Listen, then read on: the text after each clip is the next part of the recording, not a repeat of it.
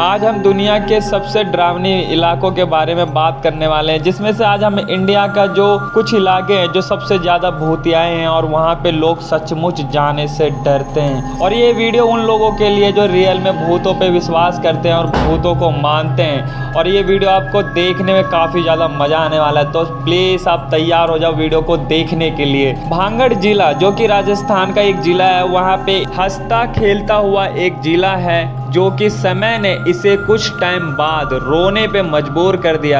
यानी कि इस हाउस को यानी प्लेस को भूतियाए इलाकों में तब्दील कर दिया और इसे दी भांगड़ फोर्ट के नाम से जानते हैं। यहाँ पे टूरिस्ट लोग दिन के टाइम आते हैं और रात के टाइम पे कोई भी टूरिस्ट यहाँ पे नहीं आता, क्योंकि गवर्नमेंट का मानना है कि ये एक हॉन्टेड सिटी है और यहाँ पे रात के टाइम कोई भी नहीं आ सकता। और भारत सरकार ने यहाँ पे रात को आना वर्जित कर दे। देखो जैसा इस बोर्ड पे लिखा हुआ है कि यहाँ पे सूर्योदय के पहले और उसके पश्चात कोई भी पब्लिक का आना मना है। यानी कि सूरज ढलने के बाद और सूरज उगने से पहले कोई भी यहाँ पे नहीं आ सकता, क्योंकि इस प्लेस को हॉन्टेड प्लेस माना गया है। और यहाँ पे लोगों का भी कहना है कि रात को यहाँ पे रोने की आवाज़ और अजीब अजीब सी आवाज़ें सुनाई देती हैं जो यहाँ के आसपास लोग रहते हैं। कभी कहते हैं कि यहाँ पे रात को पायल की आवाज़ आती है, तो कभी कहते हैं कि कोई लेडीज़ के नाचने की आवाज़ आती है। अलग अलग जिससी आवाज़ें यहाँ पे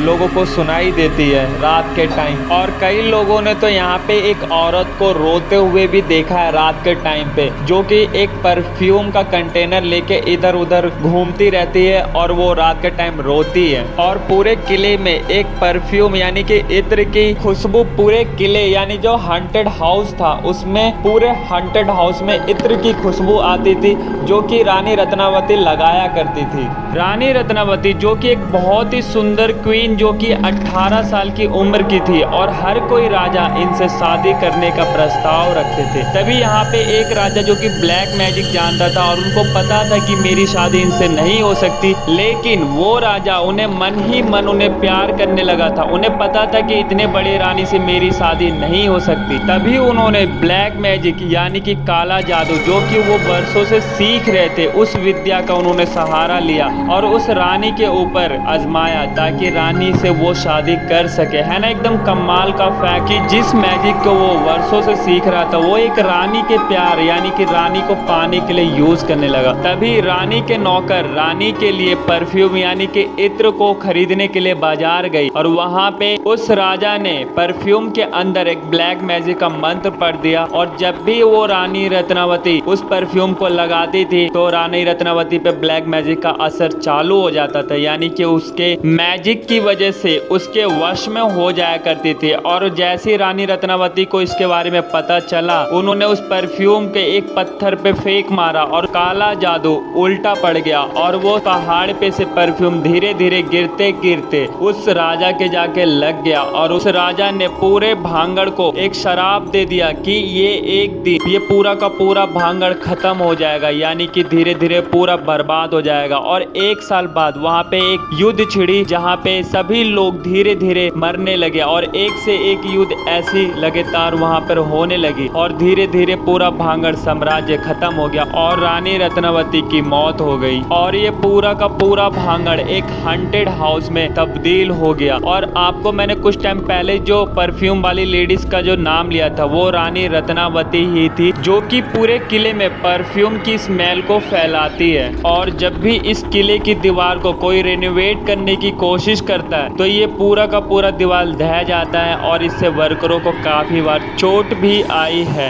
जिसकी वजह से यहाँ रात को जाना मना है। ब्रिजराज भवन प्लेस एक हवेली है राजस्थान के कोटा शहर में, जिसका नाम ब्रिजराज भवन है, जो कि 1830 में बना था। जो कि इस हवेली के बने 190 साल पूरे हो गए हैं। लोगों का मानना है यहाँ पर एक व्यक्ति की आत्मा घूमती है जिसका नाम मेजर वर्टन है। ये एक ब्रिटिश के सैन्य ऑफिसर थे और अभी इस प्लेस को एक होटल के रूम में बदल दिया गया है और आप यहाँ रुकने के लिए रूम भी बुक कर सकते हो, पर यहाँ के लोग इसे सालों से हंटेड बोलते आ रहे हैं। लोगों का अनुभव के हिसाब से और ये जो लोग यहाँ काम करते हैं उनके हिसाब से यहाँ पर 2 छोटे छोटे बच्चे दिखाई देते हैं और अजीब सी चिल्लाने और चीखने की आवाजें सुनाई देती है। रात के समय यहाँ पर इस कमरे में दिखाई देते हैं। इस प्लेस में मेजर वर्टन और उनके 2 बच्चे रहते थे। उस जगह भारत में ब्रिटिश राज होने के चलते जगह जगह विद्रोह हो रहे थे। ब्रिटिश राज के समय कोटा ही एक ऐसा जगह था जो सबसे ज्यादा पूरा सिक्योर था और वहाँ लड़ाइयाँ बहुत कम होती थी और गर्म माहौल में जो इम्पोर्टेंट लोग थे वो ही वहाँ कोटा में रहने आया करते थे। जैसे मेजर, ये लोग कोटा में ही रहते थे। विद्रोह से बचने के लिए मेजर वर्टन और उनके 2 छोटे बच्चे कोटा में रहने आए। वो रात 15 दिसंबर 1857 था जिसमें अचानक से हजारों की तादाद में भीड़ इस घर की तरफ आ रही थी। मेजर को लगा कि कुछ लोग इम्पोर्टेंट बातें करने आ रहे हैं, बट ऐसा कुछ भी नहीं था। अचानक से भीड़ हिंसा में बदल गई। इसको देखकर मेजर अपने बच्चों को लेकर ऊपर जाकर छुप गए, ये सोचकर कि गार्ड उन लोगों को रोक देंगे। पर लोग आखिरकार ऊपर वाले कमरे में आ गए और तीनों लोगों को घसीटकर नीचे ले गए और घुटने पर बैठने को कहा और मेजर को उसी वक्त मार दिया और उसके साथ उसके दोनों बेटे को भी मार दिया गया। लोगों का ये मानना है कि मेजर ने जो गलती की उन्होंने स्वीकार कर लिया था, सिर्फ उसे मारा जाना चाहिए था, तब कुछ नहीं होता। लेकिन बिना वजह हिंसा के उनके बेकसूर बेटे को भी मार दिया गया। ये बात उनकी आत्मा को आज भी शांत रहने पे रोकती है। अचानक से हुई मौत के बाद मेजर की आत्मा इस प्लेस में भटकना शुरू हो गई।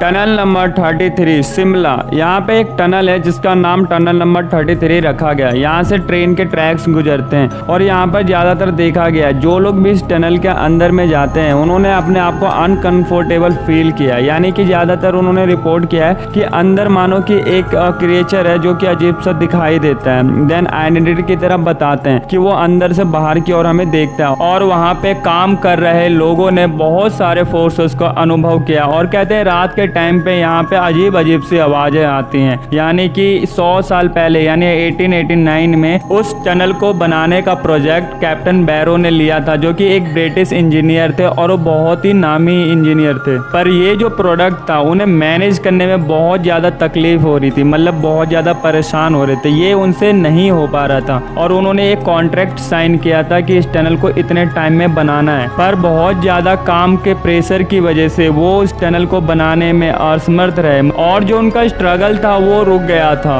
और उन्होंने कॉन्ट्रैक्ट साइन कर रखा था उस टनल को बनाने के लिए। पर टनल को ना बना पाने के कारण ब्रिटिश कंस्ट्रक्शन कंपनी ने एक भारी रकम का फाइन लगा दिया जिनकी वजह से इनका करियर पूरा बर्बाद हो गया और फिर वो काफ़ी ज़्यादा हद तक डिप्रेशन में चले गए और वो डिप्रेशन से बाहर नहीं आ पा रहे थे क्योंकि उनके ऊपर पहले से ही कर्ज था और ऊपर से एक और कर्ज ब्रिटिश कंस्ट्रक्शन कंपनी ने उन पर लगा दिया जिसकी वजह से वो भारी सदमे में चले गए और उनसे वो बाहर नहीं आ पाया और उसी टनल के सामने जाके उन्होंने अपनी जान दे दी क्योंकि उस टनल का आधा काम बैरोक ने खुद किया था और इसके वजह से शिमला के लोगों का कहना है कि उनकी आत्मा इस टनल को आज भी हॉन्ट करती है। एक ऐसा काम जिसे बैरोक ने खुद किया पर वही काम उनके मौत का कारण बन गई, पर बैरोक को न्याय बिल्कुल नहीं मिला। ये कहानी तो समझ आती है पर वैसे ही कुछ लोगों ने बैरोक के आत्मा के साथ साथ एक फीमेल